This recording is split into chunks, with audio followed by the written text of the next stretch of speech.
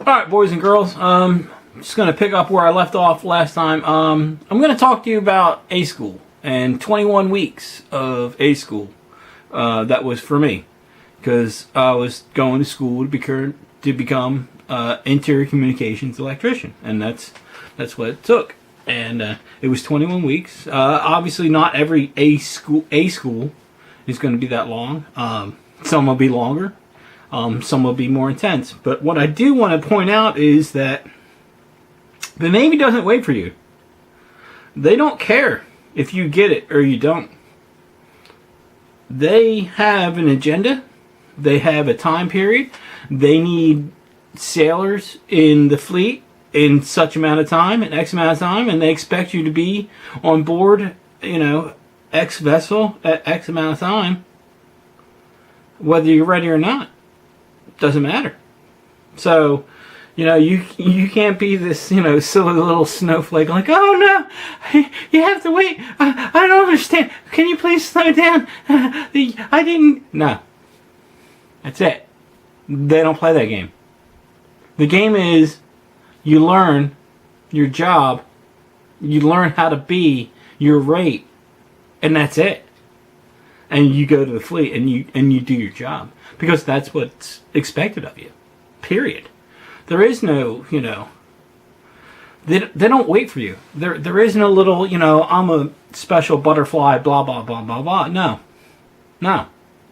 I had 21 weeks to learn how to become an ICman, interior communications electrician, and that's what I did. And I actually had to spend some of that time on what is known as EMI, extra military instruction, because I couldn't keep up.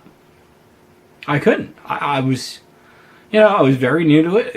It was, brand new to me. I knew nothing about being an electrician, let alone interior communications. And you're like, oh, what the heck's interior communications? Well, we're talking about 1 MCs, 5 MCs, 23 MCs. We're talking about announcing systems. We're talking about alarms and warning systems. We're talking about navigation systems. We're talking about... There's a slew of information.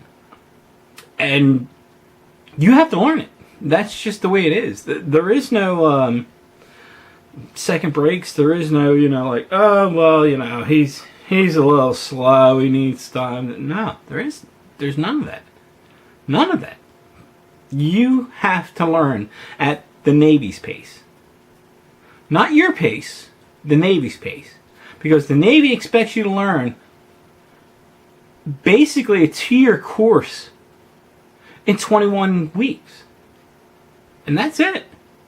So and that's only ICman. Like I said, I can only speak for myself. I can't speak for other, radiomen or, ETs or anything like that. I can't speak for them. I can only speak for my experience. But they didn't wait around for you. That's not the way it works. It's not designated around you, the person. It is designated around the sailor that they need at their particular time. Period. It's no joke. I mean, I had extra military instruction for about 3 weeks because I was falling behind. I wasn't grasping. I wasn't catching on. It took me a while, but I did it. I graduated.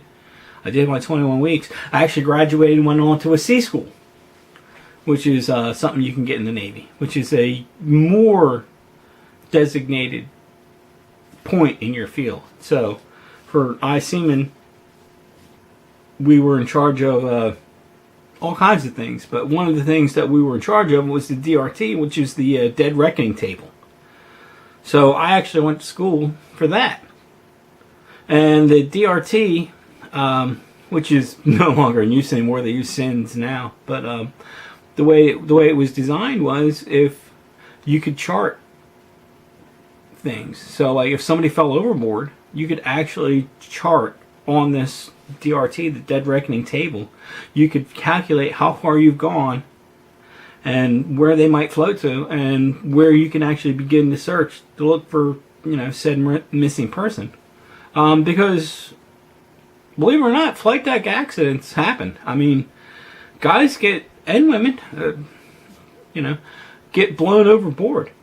It happens. Sometimes a jet turns and maybe somebody's not ready for it.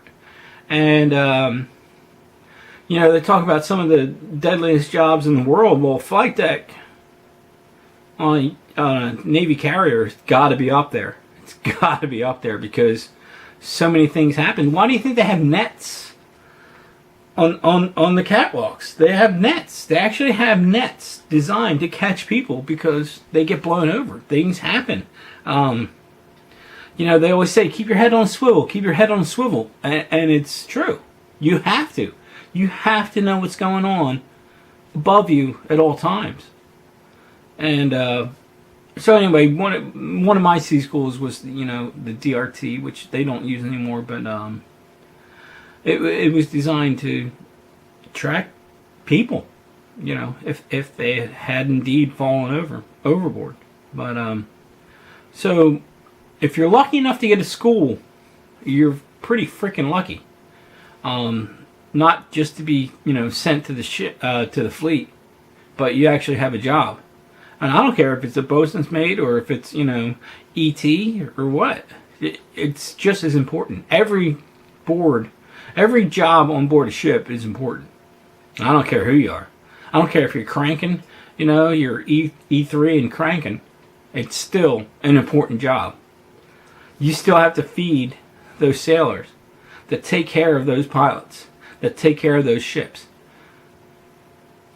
Also, just equally as important. So don't ever think that, just because, you're undesignated or, you don't have an A school or something that your job don't matter. Everybody's job matters. Everyone in the military.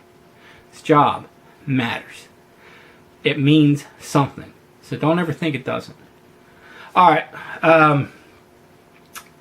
I'm going to cut off here, and we'll carry on more later about jobs in the military and my experience, because I know you want to hear about it. But awesome. So I will catch you next time. Thanks for watching. Bye.